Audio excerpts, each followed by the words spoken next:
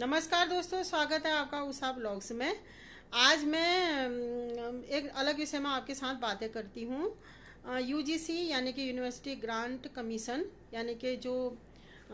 UGC एक बहुत महत्वपूर्ण संस्था है। ये जो विश्वविद्यालय है उनको मान्यता देती है, यूनिवर्सिटीज़ को ग्रांट्स भी उपलब्ध कराती है और उनमें एजुकेशन वेलफेयर वगैरह के लिए भी कार्य करती है। तो ये बहुत महत्वपूर्ण संगठन है। तो इसने अपनी एक नई गाइडलाइन जारी की है यूजीसी ने 2026 15 जनवरी 2026 को। बताया जा रहा है कि जो गाइडलाइंस हैं ये बहुत ही ज़्यादा इसमें कड़े प्रावधान हैं या बहुत ज़्यादा सख्त हैं और इसका जो दुरुपयोग हो सकता है। हालांकि ये बना है जो SC ST OBC विकलांग और जो लिंग भेद और जाति भेद, इसको मतलब ख़त्म करने के लिए बनाया, लेकिन इसके इतने कड़े प्रावधान हैं, इतने कड़े इसके जो नियम है कि इनका मतलब कोई दुश्मनी भी निकालने के लिए या कोई अगर दुष्ट मानसिकता का कोई व्यक्ति है या कोई व्यक्ति अगर बदले की भावना से भी कार्य कर सकता है, अपनी दुश्मनी निकालने के लिए भी कोई छात्र किसी पे आरोप लगा दे, क्योंकि बहुत से छात्रों में भी देखा है हमने, स्कूल कॉलेजों में भी थोड़ा असामाजिक मानसिकता के भी होते हैं छात्र, चाहे सवर्ण हो या दलित हो, जनरल कैटेगरी के हों या दलित हों, SC ST OBC किसी में भी हो सकते हैं। तो इसका जो फ्रेमवर्क था 13 जनवरी 2026 को तैयार किया था और 15 जनवरी 2026 से जो इसकी गाइडलाइंस हैं वो लागू कर दी गई हैं सारी यूनिवर्सिटीज़ में और बहुत ही ज़्यादा कड़े नियम हैं। तो वैसे तो ये बहुत इसकी जो मंशा है या लागू करने का जो इसका दिख रहा है कि बहुत ही अच्छा है। जो ये जाति भेद, लिंग भेद, ये सब मतलब और विकलांगता छात्रों के लिए भी मतलब सुरक्षा प्रदान करेगा, उनके साथ होने वाले भेदभाव को कम करेगा। लेकिन इसके इतने कड़े प्रावधान है कि अगर कोई चाहे, अगर इसका मिसयूज करना चाहे और अगर बार बार इसका मिसयूज हो जाए तो सवर्ण छात्रों का कॉलेजों में पढ़ना और मतलब बिल्कुल ही बेफिक्र होके या बिल्कुल ही सुरक्षित माहौल में पढ़ना, निश्चिंत होके पढ़ना मुश्किल हो जाएगा। वो हमेशा इसी डर के साए में रहेंगे कि कब इसने ये जो नया प्रावधान यूजीसी ने लागू किया है, जो नया एक्ट बनाया है, मतलब उसका दुरुपयोग उनके खिलाफ न हो। तो ये भी सही नहीं है। और क्योंकि कानून बनता है, कानून बनना या नियम बनना कोई भी गलत नहीं है। जैसे SC एक्ट बना था, महिला एक्ट बना था, दहेज एक्ट बना था। SC एक्ट में भी हमने देखा है बना बहुत ही अच्छी मानसिकता से था, बहुत अच्छी उसके बनाने के पीछे जो भी लोगों की इच्छा तो बहुत अच्छी थी, महिला और लेकिन उसका दुरुपयोग भी हमने बहुत देखा था। ऐसा ही दहेज एक्ट में भी हुआ था और महिला एक्ट के भी बहुत से दुरुपयोग और उसके प्रभाव हम देख रहे हैं। उससे बनना जरूरी था, महिलाओं के अधिकारों के लिए बना था,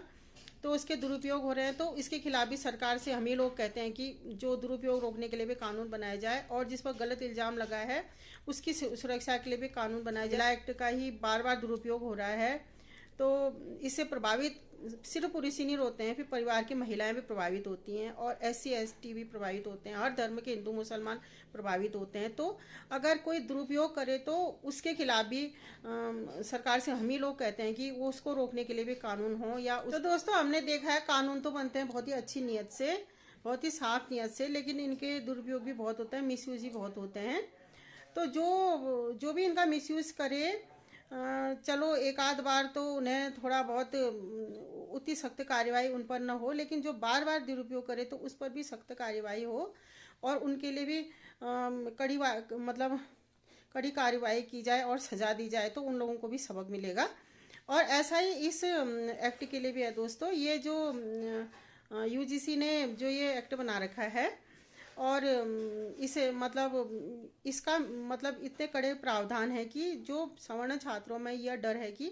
इसका सही इस्तेमाल तो कम होगा लेकिन इसका मिसयूज ज़्यादा होगा। इसे जो यूजीसी ने है वो इक्वलिटी प्रमोशन रेगुलेशन के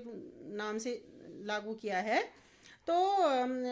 ज़्यादातर जो लोग हैं वो इसका विरोध कर रहे हैं और मैं भी चाहती हूँ कि सरकार ये कानून जो ये एक्ट बना रखा है उसे वापस ले और यूजीसी भी ये एक्ट मतलब जो एक्ट है इसे वापस ले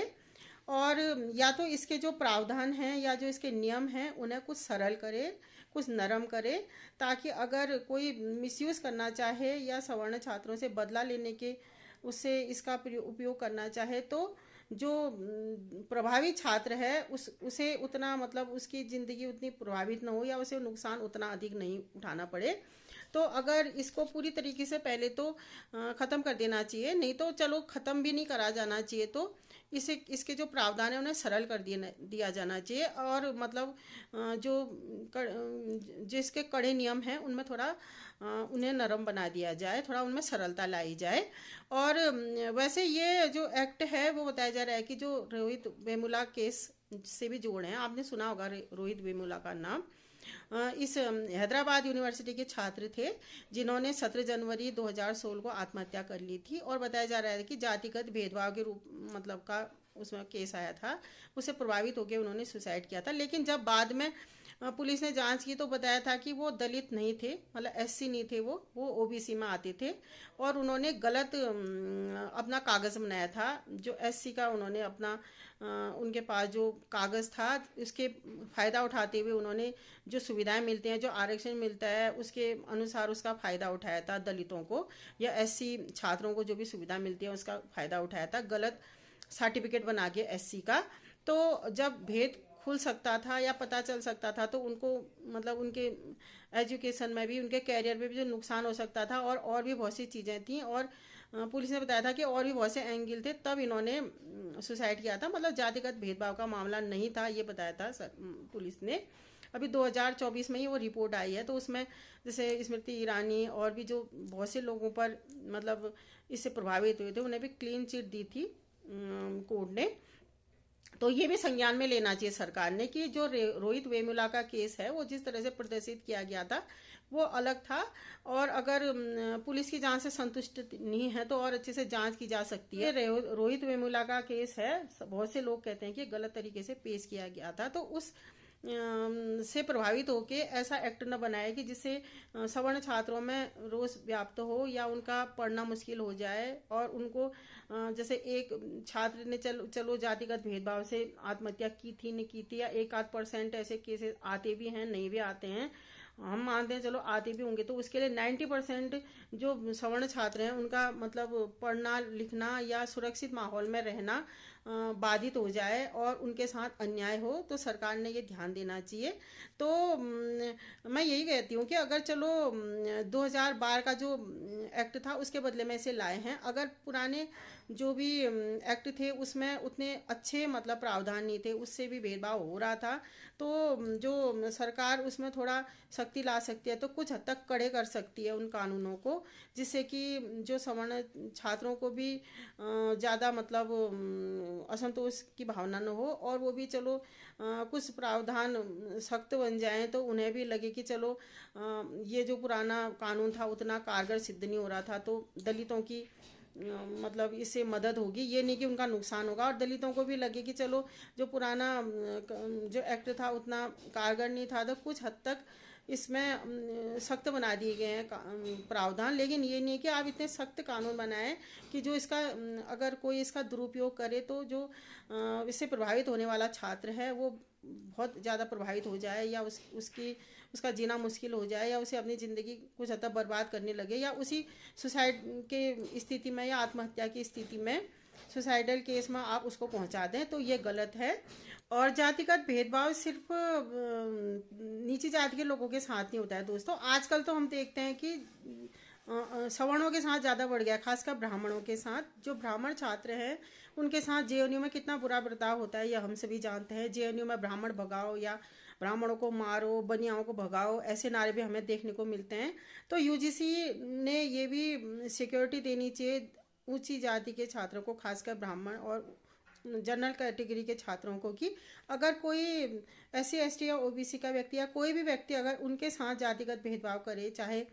भेदभाव किसी के साथ भी हो, चाहे SC ST हो या माइनॉरिटी हो या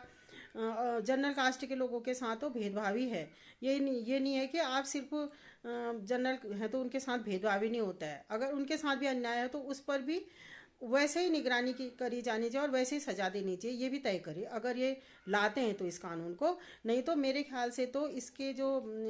इसको या तो वापस कर दिया जाए या जो इसके सख्त प्रावधान हैं उनको सरल कर दिया जाए। और जैसे कि मैं पिछले वीडियो में भी मैंने बताया था, आरक्षण के बारे में मैंने बनाई थी, तो बहुत से लोगों ने उसका गलत समझा था। मैंने खत्म करने के लिए नहीं कहा था, मैंने कहा था कि विवेचना की जाए और समय के अनुसार अगर ज़रूरत न हो तो कुछ कम किए जाए, और जब इसकी ज़रूरत महसूस न हो या भेदभाव बहुत कम हो जाए समाज में तो इसको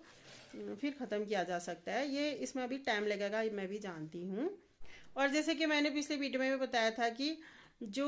हम लोग जैसे प्रधानमंत्री मोदी जी पे और बीजेपी पे इतना विश्वास करते हैं, हम इतना मानते हैं, बीजेपी पार्टी को सारे सवर्ण इसलिए इतना पसंद करते हैं या चाहते हैं या सपोर्ट करते हैं, चाहते हैं कि बीजेपी की सरकार आए,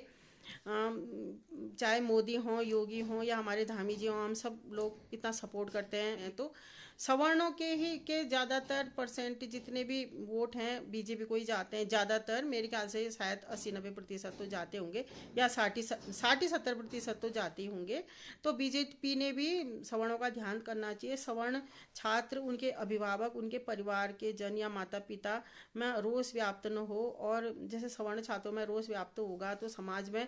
जो जातियों में जो उनकी नफरत भी बढ़ सकती है, जो दलित छात्र हैं उनके प्रति, जो अगर उसका मिसयूज़ करेंगे तो बार बार, वैसे तो नहीं, अगर मिसयूज़ होगा तो सामाजिक में जातिगत टकराव हो सकता है। तो उसको भी कम करने के लिए और जो असंतोष व्याप्त है सवर्ण छात्रों में उसको दूर करने के लिए भी बीजेपी ने कार्य करना चाहिए। जैसे सवर्ण सपोर्ट करते हैं बीजेपी को, तो बीजेपी ने खास ध्यान रखना चाहिए सवर्णों का, खास भी न करें तो कुछ हद तक तो ध्यान ही रखना चाहिए, उनमें कम से कम असंतोष तो व्याप्त न हो। और जैसे आप करिए SC ST OBC माइनॉरिटी सबके लिए आप योजनाएं लाए, सबके लिए कार्य करिए, लेकिन जब सवर्ण आपको इतना पसंद करते हैं, इतना वोट देते हैं, इतना आपको सपोर्ट करते हैं, तो उनके लिए भी आपने योजनाएं लानी चाहिए, उनके संरक्षण के लिए भी कानून बनाने चाहिए, उनके संरक्षण के लिए भी आपने कार्य करना चाहिए, और उनके संरक्षण के लिए भी आपने